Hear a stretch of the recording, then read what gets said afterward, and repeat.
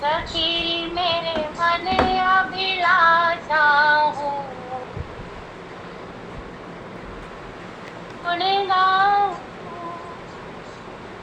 शीश पे मोर मुकुट सोहे, गगन में जनिया मन मोहे।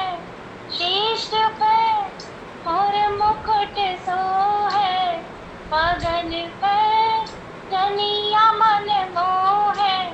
कमर पीताम्बर झिलमिल हो, न मुख से वर्णन कर पाऊं।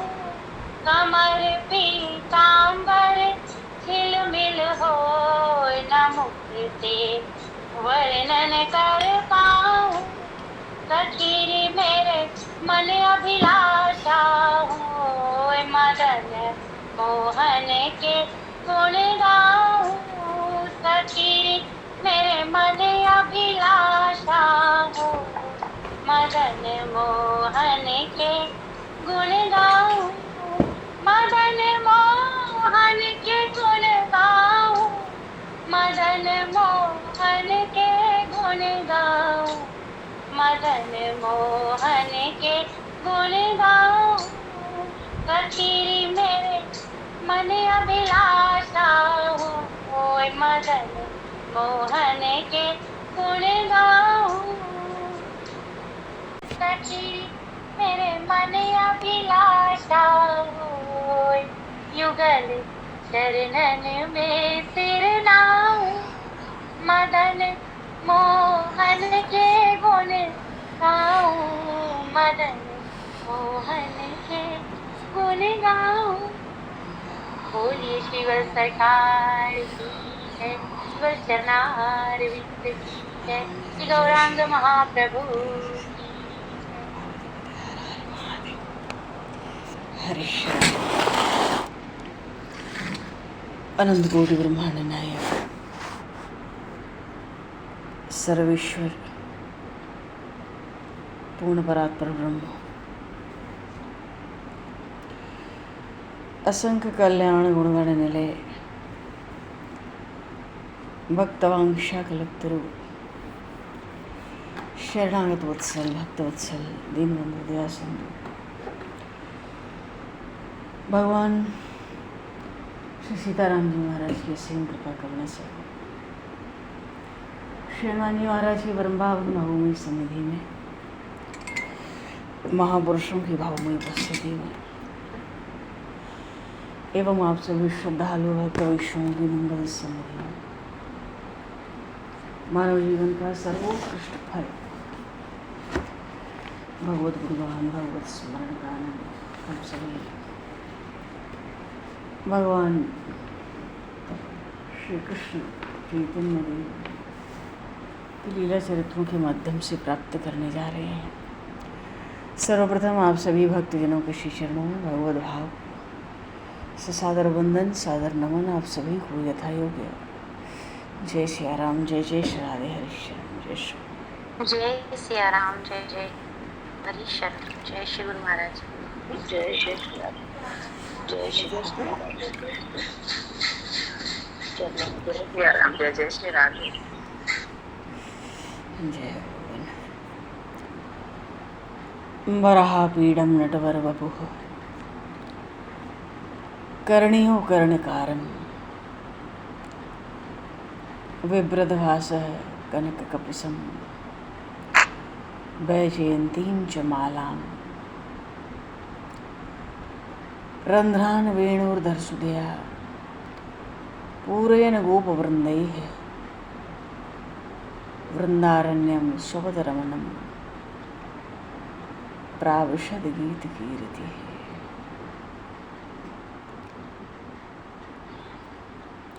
बोले श्री चैतन्य महाप्रभु की जय।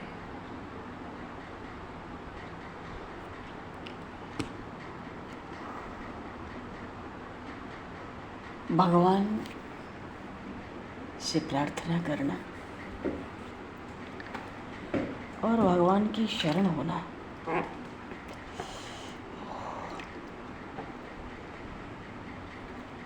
दोनों ही बातें महापुरुष कहते हैं जीव को तत्काल सिद्धि देने वाली होती है।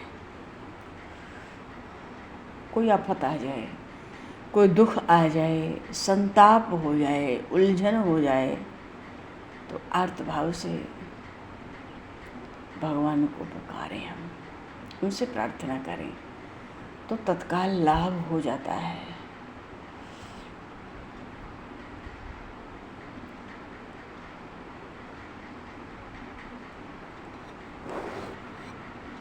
एक बार जब माता शबरी भगवान श्री राम के लिए प्रतीक्षा कर रही थी, तो उनके प्रतीक्षा का जो प्रेम था, वो प्रेम भगवान शिव को भी खींच लाया।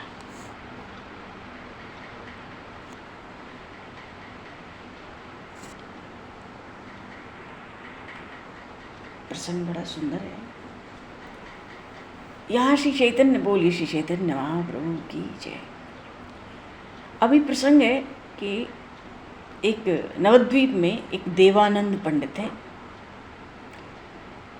बड़े शास्त्रज्ञ हैं, श्रीमद् भागवत और गीता तो पढ़ने पढ़ाने की बड़ी ख्याति है उनकी। बड़े दूर दूर से विद्यार्थी आते हैं।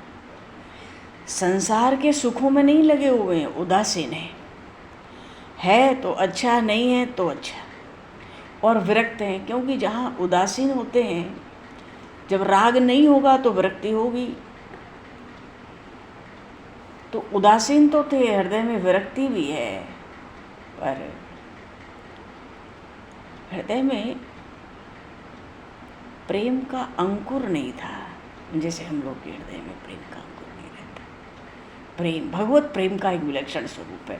उनके भी हृदय में प्रेम का अंकुर नहीं था, प्रेम का प्रागट्य नहीं था, बीज भी नहीं था, लगता था, पर बीज था। बीज तो होता है, पर उस बीज को जब श्रद्धा का जल मिले, महापुरुषों की, महत्पुरुषों की कृपा का जल मिले, तो वो अंकुरित होता है, और नहीं तो फिर सूखे खेत में पड़ा रहता है। तो गौरांग प्रभु तो हृदय से बड़े दयालु, बड़े कृपालु, बड़े कोमल हैं। प्रेम की सामर्थ्य बहुत है। तो एक दिन अपने नगर में इधर उधर घूम रहे थे, घूमते फिरते उन पर भी कृपा की।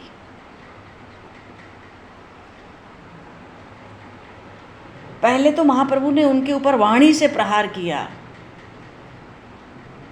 तो उनका जो सूखा और जमा हुआ हृदय था, पहले तो मानो जैसे भूमि को जोत दिया जाए, फिर कृपा का जल उससे सींच दिया जाए, जिससे कि प्रेम का बीज अंकुरित होने के योग्य बन जाए। तो देवानंद पंडित श्रीमद् भागवत पढ़ा रहे थे विद्यार्थियों को।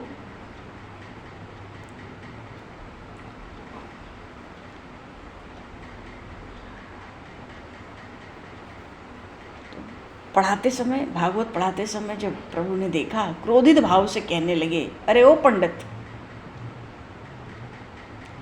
तुम श्रीमद् भागवत के अर्थों का अनर्थ क्यों किया करते हो? अब तुम भागवत के अर्थों को क्या जानो? श्रीमद् भागवत महापुराण तो साक्षात श्री कृष्ण का विग्रह ही है।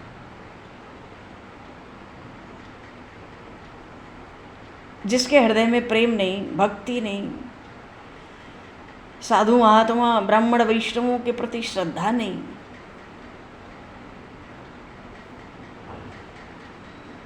वो तो श्रीमद् भागवत की ग्रंथ को छूने का भी अधिकारी नहीं है। अरे श्रीमद् भागवत, गंगा जी, तुलसी जी और भगवत भक्त, ये सब भगवान के ही तो रूप है।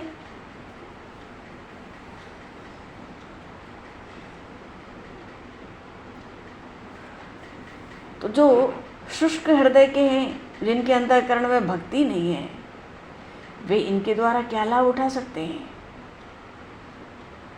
ऐसे ही ज्ञान की बातें तुम बगाड़ते रहते हो। कुछ समझते भी हो? ऐसे पढ़ने से क्या लाभ? अल्लाह तेरी पुस्तक को फाड़कर मैं गंगा जी में प्रवाहित कर दूं।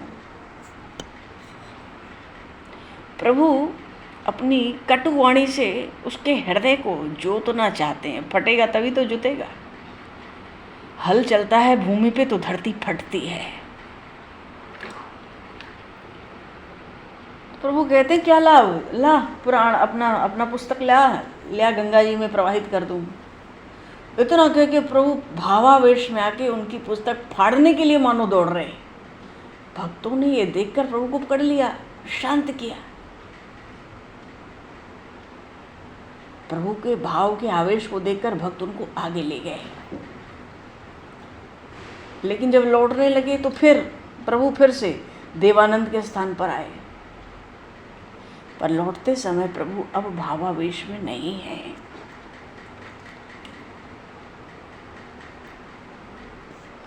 तो उन्होंने देवानंद पंडित को बात याद दिलाई।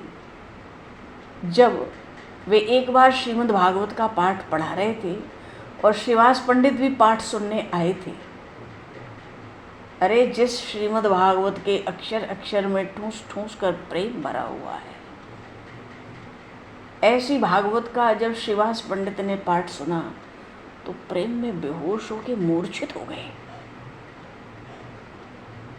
पंडित जी कुछ याद है? आपके भक्तों ने उन्हें उठाकर बाहर डाल दिया था, जैसे वो कोई सामान हो, और आपने कोई आपत्ति भी नहीं की थी इसमें। श्रीमद् भागवत महापुराण श्रीवास पंडित के भावों को,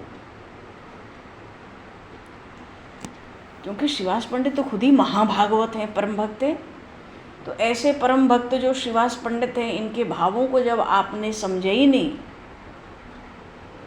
तब आपके शिष्य तो समझते ही क्या। उस समय आपने एक भगवत भक्त का बुरी तरह से तिरस्कार किया, विद्यार्थियों से तिरस्कार कराया।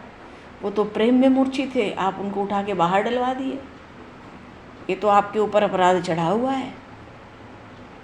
देखो, देवानंद विरक्त थे, विद्वान थे, शास्त्रज्ञ थे। अब विरक्त विद्वान थे, शास्त्रज्ञ भी हैं, इसलिए प्रभु गौरांग प्रभु ने कुछ क्रोध करके कहा ना, तो वो क्रोध की वाणी को उन्होंने कुछ भी उत्तर नहीं दिया। इतने विद्वान, इतने शास्त्रज्ञ तो थे वो। पर भगवान की कृपा से उनकी बुद्धि शुद्ध हो गई, अपनी भूल का उनको अनुभव होने लगा। महाप्रभु गौरांग देव के शरण हुए।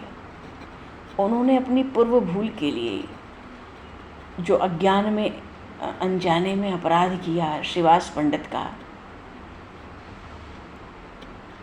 उसके लिए श्रीवास पंडित से भी क्षमा याचना की।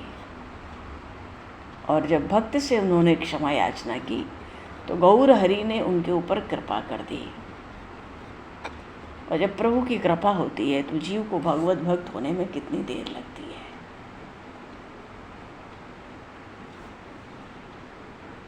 उसी दिन से देवा पंडित जी भगवान के परम भक्त हो गए।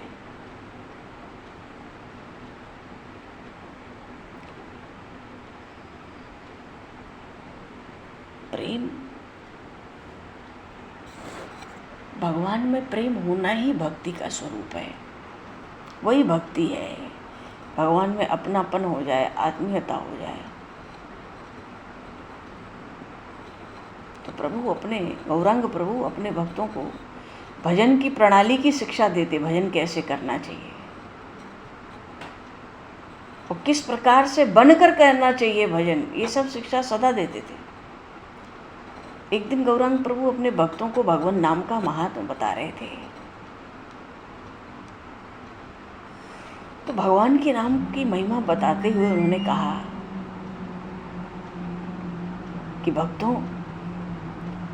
भक्त को अपने लिए तृण से भी नीचा अपने को समझना चाहिए और वृक्षों से भी अधिक सहनशीलता भक्तों में होनी चाहिए। इस प्रकार होकर निरंतर भगवान के नाम का चिंतन स्मरण करते रहना चाहिए।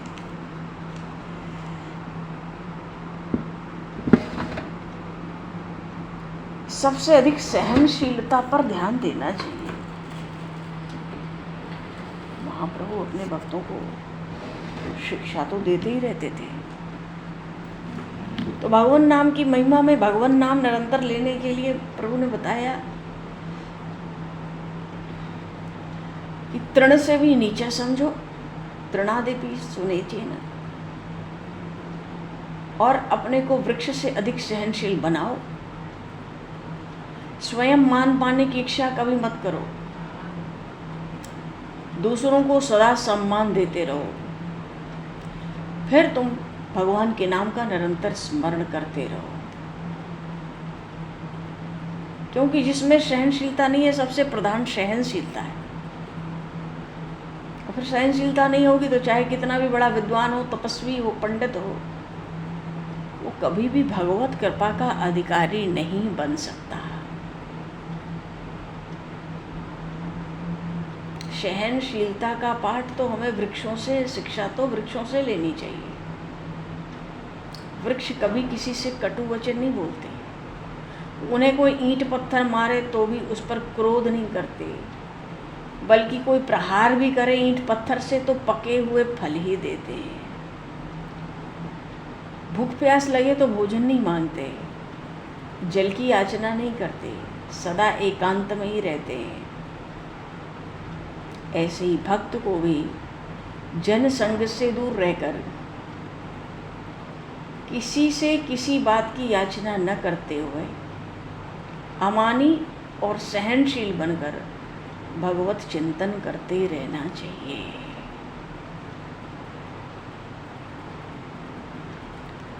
आज भक्तों को महाप्रभु ने शिक्षा दी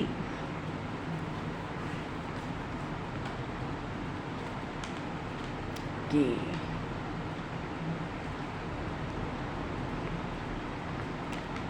भगवान नाम चिंतन, भगवत स्वरूप का चिंतन कैसे करना चाहिए, किन किन गुणों को धारण करना चाहिए और फिर चिंतन स्मरण करना चाहिए।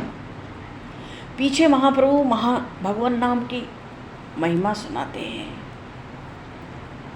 हरे नाम हरे नाम हरे नामैव केवलम कलौ नास्तैव नास्तैव नास्त्येव गतिरन्यथा। कलयुग में केवल हरिनाम ही सार है जीवों के उद्धार के लिए। भगवान के नाम को छोड़कर कलिकाल में दूसरा कोई और सुगम उपाय नहीं है।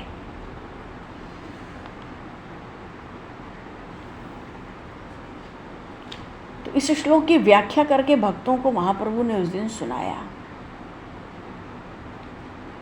नास्तेव नास्तेव नास्तेव कहने 3 बार मना करने से ये अभिप्राय है कि कलयुग में इससे सरल, इससे सुगम उपाय दूसरा नहीं है।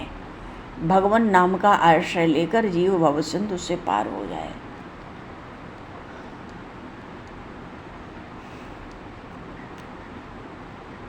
तो वहाँ एक विद्यार्थी बैठा था भक्तों के बीच में, हृदय से तो हीन था, मनोभाव तो उसमें थे नहीं कुछ, उसकी बुद्धि भी जड़ थी। प्रभु की इस व्याख्या को सुन रहा था। तो उसने सबके बीच में गौरांग प्रभु से कहा, प्रभु ये तो सब शास्त्रों में अर्थवाद है, नाम की प्रशंसा में वैसे ही बहुत सी बातें बढ़ा चढ़ा कर कह दी गई हैं शास्त्र पुराणों में, लेकिन इस कोरे नाम से कुछ नहीं होता है। लोग नाम में प्रवृत्ति रखें इसलिए ऐसे वाक्य कह दिए गए हैं। इतना कहते, इतना सुनते ही गौरांग प्रभु ने अपने दोनों कान बंद कर लिए। क्यों? नामापराध है, नाम में अर्थवाद। ये कल्पना करना कि नाम की ऐसी महिमा नहीं है तो बढ़ा चढ़ा के पंडितों ने, ब्राह्मणों ने, ऋषियों ने लिखी, तो नामापराध है। 10 अपराध में एक अपराध है ये। प्रभु ने दोनों कान बंद कर लिए और श्री हरि श्री हरि श्री हरि कह के सब भक्तों से कहने लगे, भगवान के नाम में जो अर्थवाद करता है उसको पातक लगता है, बड़ा पाप। और सुनने वाले को भी पाप लगता है। इसलिए चलो हम सभी गंगा जी में चलते हुए स्नान करें, तभी इस भगवान नाम में अर्थवाद सुनने वाले पाप से हम मुक्त हो सकेंगे, क्योंकि कान में तो सुन ही लिया। इतना कह के प्रभु भक्तों के साथ गंगा स्नान के लिए चले गए। बड़े श्रद्धा भक्ति से सबने उस सुरसरी गंगा के सुंदर सुशीतल जल में स्नान किया। और जब स्नान कर लिया तो प्रभु ने सब भक्तों के सन्मुख भक्ति की महिमा का वर्णन किया।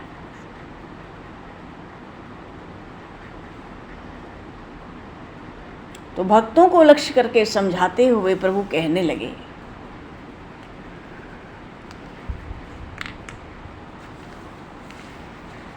भाई भक्तों को ही लक्ष्य करके तो भक्ति की महिमा सुनाएंगे। प्रभु कहने लगे कि भाइयों, तुम ही लोग सोचो, जो अखिल कोटि ब्रह्मांड नायक हैं, जिनके एक एक रोमकूप में असंख्यों ब्रह्मांड समा सकते हैं,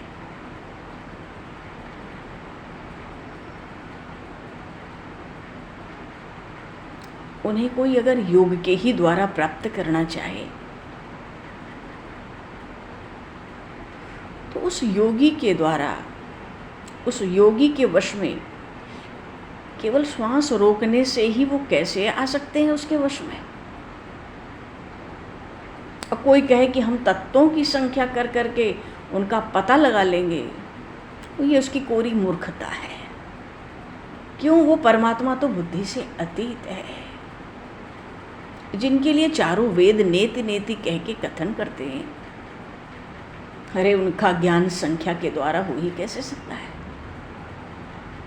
अब रही बात धर्म की, तो धर्म तो उल्टा बंधन का ही कारण है। धर्म से तीनों लोगों के विषय सुख की तो प्राप्ति हो सकती है। भाई सत्कर्म करेंगे तो पुण्य बढ़ेगा, पुण्य बढ़ेगा तो सुख मिलेंगे। मानो ये भी तो धर्म का पालन भी एक तरह का बंधन है, लेकिन समझ लो कि ऐसी बेड़ी है कि स्वर्ण की है। मान लो धर्म का पालन, और कोई जप से या त्याग से ही केवल उनको प्रसन्न करना चाहे तो वो पैसे प्रसन्न कर सकता है, और त्याग कोई कर ही क्या सकता है। तुम जिस चीज़ का त्याग करते हो वो चीज़ तुम्हारी कब थी, कब रहेगी, कब है तुम्हारी, जो उस चीज़ का तुम त्याग करके अभिमानी बन रहे हो। तो त्याग कोई कर ही क्या सकता है। अरे उनकी कृपा के बिना कुछ भी नहीं हो सकता। भक्ति से हीन होकर जप तप पूजा पाठ यज्ञ दान अनुष्ठान सब सत्कर्म क्यों न किए जाए, सब व्यर्थ हैं। महाप्रभु भक्तों से कहते हैं, इस बात को भगवान श्री कृष्ण ने उद्धव जी से स्वयं भागवत में 11वें स्कंद में कहा, न साधयति माम योगो न सांख्यम धर्म एव च, न साधयति माम योगो न सांख्यम धर्म उद्धव न स्वाध्यायस्तपस्त्यागो यथा भक्तिर ममोर्जिता। किसी भी साधन से, भगवान कहते हैं उद्धव जी से, मैं वश में नहीं हो सकता। कोई साधन ऐसा नहीं है, न योग का, न सांख्य का, न धर्म का आचरण, न स्वाध्याय, न तप, न त्याग, कुछ नहीं। यदि मैं वश हो सकता हूँ तो केवल भक्ति से ही वश हो सकता हूँ।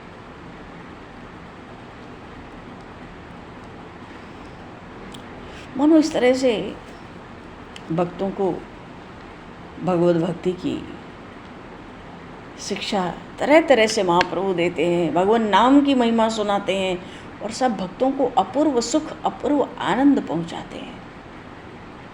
और नवद्वीप में तो प्रभु भांति भांति की लीलाएं करते हैं।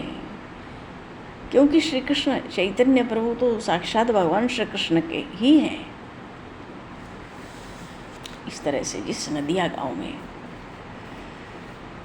जैसे भगवान श्री कृष्ण ने उद्धव जी से कहा कि भाई उद्धव, जिस प्रकार मेरे प्रति बढ़ी हुई भक्ति मुझे वश में कर सकती है, उस प्रकार का साधन न तो अष्टांग योग है, न सांख्य योग है, न सांख्य शास्त्रों का अध्ययन है, न धर्म, न स्वाध्याय, न तप, न कोई क्रिया, कुछ भी मुझे वश में करने में समर्थ नहीं है।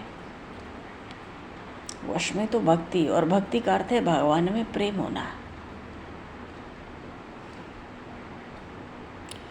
भक्ति दो तरह की होती है, एक सासंग भक्ति होती है, एक अनासंग भक्ति होती है। अनासंग भक्ति ये होती है कि हम नाम लेते हैं, हम पूजा पाठ करते हैं, सेवा पूजा करते हैं, भोग राग करते हैं, पर उसमें मन नहीं लगता। क्षण में मन कहाँ कहाँ जाता है, दौड़ता भागता है। ये अनासंग भक्ति है, पर इसका भी फल होता है। ऐसा नहीं है कि ये व्यर्थ है। भगवान का नाम लेते हैं, जप करते हैं, पर मन नहीं लगता, पर ये भक्ति का ही स्वरूप है। अनासंग भक्ति कहते हैं। पर सासंग भक्ति क्या है? मुख में भगवान का नाम हो, हृदय में प्रभु का ध्यान हो, वाणी पर प्रभु से निरंतर प्रार्थना हो, उस प्रार्थना में अपनी तो विनय हो, साथ में प्रभु के गुणों का भी भगवान को स्मरण कराया जाए, तल्लीन होकर भगवान के लिए सब कर्मों का आचरण करना, ये सासंग भक्ति है। हाँ, ये है कि इससे भगवान की कृपा बहुत जल्दी प्राप्त होती है। पर जो अनासंग भक्ति होती है कि मन भटक रहा है और हम सब कर रहे हैं, फिर वो व्यर्थ नहीं जाती है। भक्ति का प्रारंभ ही वहीं से होता है। पहले अनासंग भक्ति, फिर वो सासंग हो जाती है। पहले क्रिया से भक्ति होती है, केवल कर रहे हैं, फिर उसमें भाव धीरे धीरे प्रकट होने लगता है। भाव से भक्ति, भक्ति से प्रेम। काकभूषुंडी जी ने गरुड़ जी से कहा मानस जी में, राम कृपा बिनु सुन खगराई, जान न जाए राम प्रभुताई, जाने बिन न होई परतीति, बिन परतीति होई नहीं प्रीति, प्रीति बिना नहीं भगति दृढ़ाई। भगवान की कृपा के बिना भगवान का बल, उनका प्रताप, उनकी प्रभुता, उनका ऐश्वर्य, उनका वैभव नहीं कोई जान सकता। और जब भगवान का जानेगा नहीं ऐश्वर्य, प्रताप, बल, शक्ति, अपार महिमा, अपार शक्ति, शरणागत वत्सलता, तो भगवान में विश्वास होगा नहीं। विश्वास नहीं होगा तो प्रेम नहीं होगा, क्योंकि बिन विश्वास भगत नहीं, तहि बिन द्रवहि न राम। विश्वास नहीं होगा तो भक्ति नहीं, प्रेम नहीं होगा।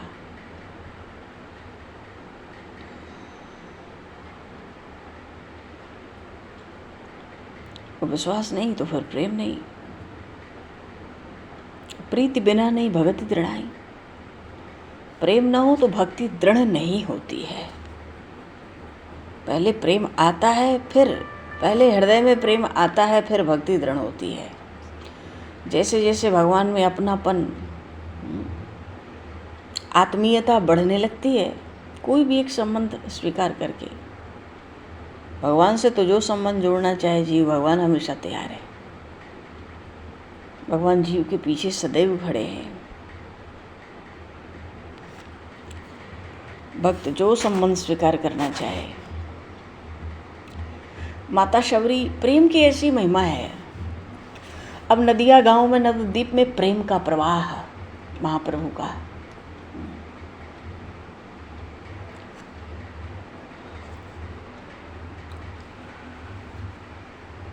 माता शबरी की जो प्रतीक्षा थी प्रभु श्री राम के लिए, उस प्रतीक्षा में जो प्रेम था, वो प्रेम भगवान गौरी शंकर को आकर्षित कर गया। ऐसा आकर्षित कर गया कि खींच कर ले आया वहां पर। माता शबरी की कुटिया तक खींच कर ले आया। भगवान श्री राम लक्ष्मण जा चुके थे, माता शबरी अकेली थी।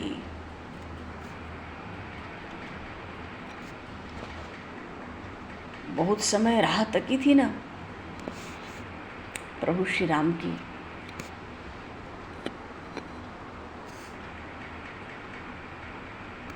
तो राह तकते तकते जो शरीर में गति रहती है, वो गति न पाँवों में थी, न हाथों में फूलों की थाली थी, अब न कोई प्रतीक्षा थी। माता शबरी उसी चबूतरे पे सिर झुकाकर बैठी थी जहाँ कल श्री राम बैठे थे।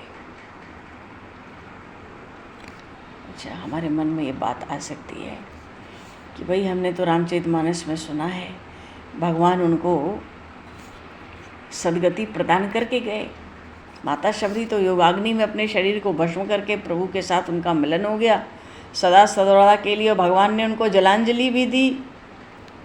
देखो भाई, कलप भेद हरि कथा सुहाए, भांति अनेक मुनि सन गाए, है ना। कल्प कल्प में भगवान की लीलाओं में कुछ कुछ अंतर तो होता है। थक चुकी है माता शबरी, कोई गति नहीं है, न हाथों में न पैरों में, अब न कोई प्रतीक्षा भी नहीं है। कल प्रभु मिलके गए, चबूतरे पे सिर झुका के बैठी है जहाँ कल राम बैठे थे। पलकें भीग कर धीरे धीरे मूंदने लगी थी, पर मन अभी भी राम में डूबा था।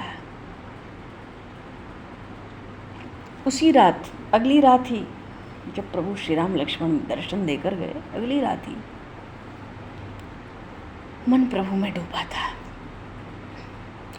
भगवान शिव उस रात प्रकट हुए, माँ पार्वती साथ थी।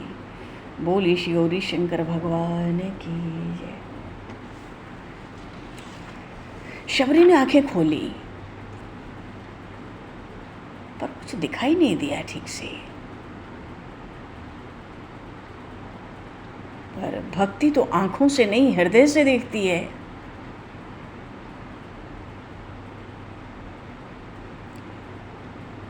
ऐसी प्रबल भक्ति थी, हृदय से देख लिया और धीरे से बोली उस रात के अंधेरे में, जंगल में ही, प्रभु आप तो राम हैं।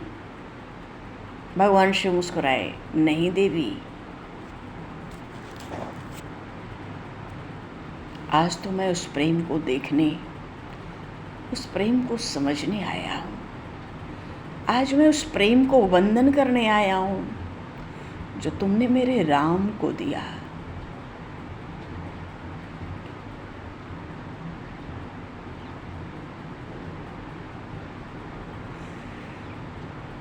माता पार्वती मौन थी, एकटक शबरी की ओर निहार रही थी। शबरी की कुटिया में वो चुपचाप खड़ी थी।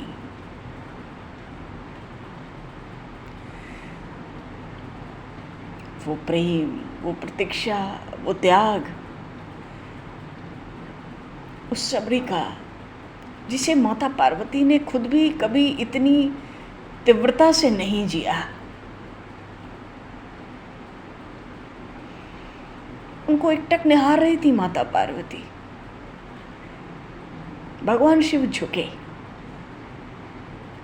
उनके नेत्र थोड़े सजल थे। शबरी, जो राम को अपना मान लेता है उसे मैं भी अपना मान लेता हूं, पर आज मैं भिक्षा मांगने आया हूं।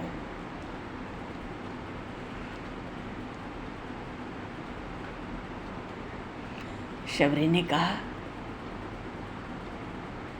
प्रभु आज्ञा करिए, मैं क्या देने योग्य हूं, मैं तो खुद ही जन्म भर की भिखारिणी हूं। भगवान शिव ने कहा, क्या वही बेर दे सकती हो जो तुमने कल मेरे राम को दिए?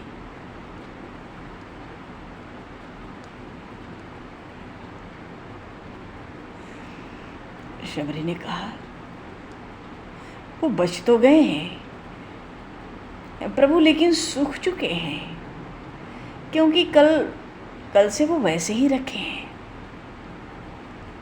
भगवान शिव मुस्कुराते हुए कहते हैं, वही चाहिए मुझे।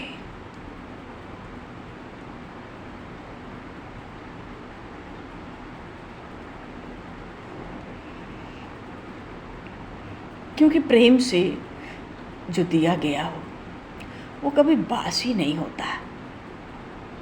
राम ने तो प्रेम लिया, अब मैं उसे प्रसाद मानकर स्वीकार करता हूँ। ये कह के भगवान शिव ने बेर अपने मुख में रख लिए। बेर मुख में रखकर भगवान शिव ने नेत्र बंद कर लिए और भगवान शिव के मुख से भी यही निकला, भक्ति न तर्क से आती है न शास्त्र से, भक्ति तो सिर्फ समर्पण से आती है। और शबरी तो समर्पण है।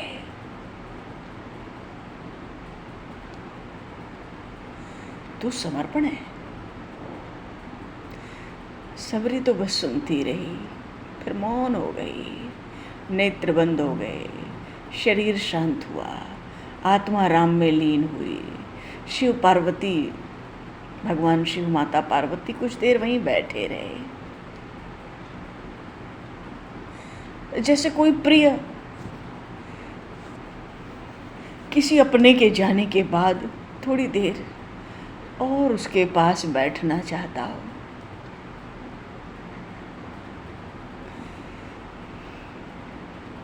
एक ऐसा प्रेम माता शबरी का, जहाँ न कुछ मांगा न कुछ पाया, बस प्रतीक्षा थी, बस समर्पण था, बस एक चुपचाप मिलन था।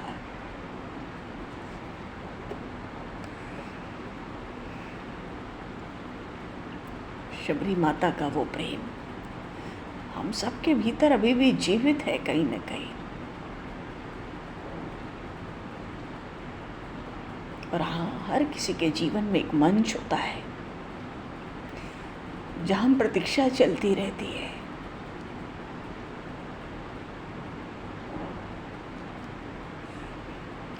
और कभी न कभी भगवान वहाँ जरूर आते हैं।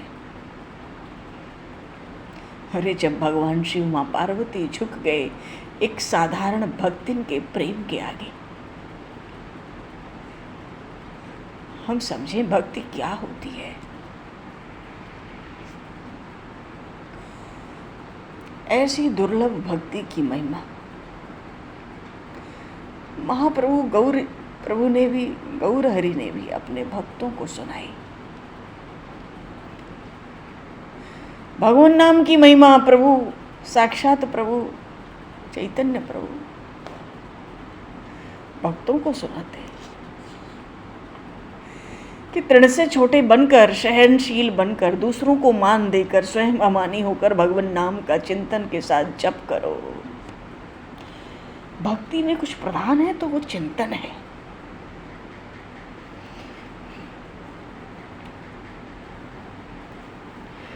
चिंतन बहुत बड़ी चीज है।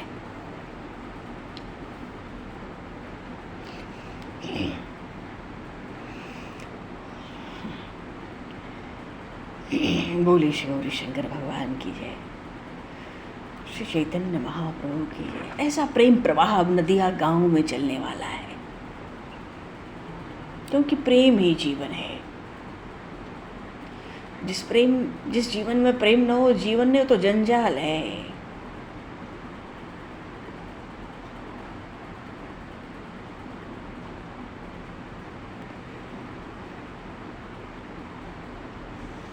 बिना प्रेम के जीवन तो जंजाल है। बोली श्री राम राजा सरकार की जय, श्री गौरी शंकर भगवान की जय, नंदनंदन श्याम सुंदर भगवान की जय।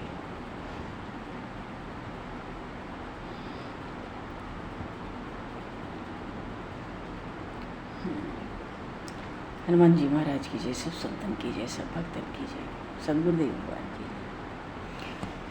भगवान समय को दृष्टिगत करते हुए अब आज यहीं पर वाणी को विराम और वाक्य पुष्पांजलि प्रभु के श्री चरणों में सादर समर्पित। और आप सभी को भी यथा योग्य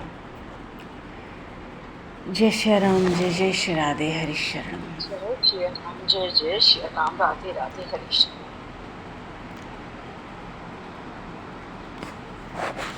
जय श्री राम, जय श्री गुरु महाराज जी, राधे राधे हरि शरणम। जय।